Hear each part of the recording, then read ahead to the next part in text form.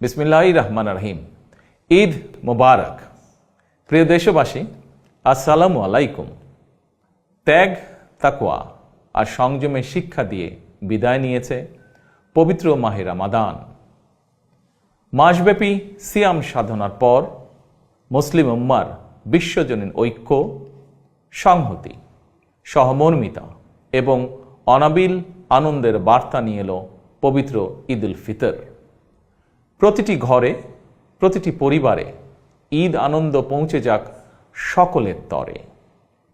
আসুন আমরা রমাদানের আদর্শে উদ্বুদ্ধ হয়ে একে অপরের সঙ্গে পবিত্র ঈদ আনন্দ ভাগাভাগি করে নেই। ঈদ উল ফিতর উপলক্ষে আমি প্রিয় দেশবাসীকে জানাই পবিত্র ঈদ উল ফিতরের শুভেচ্ছা।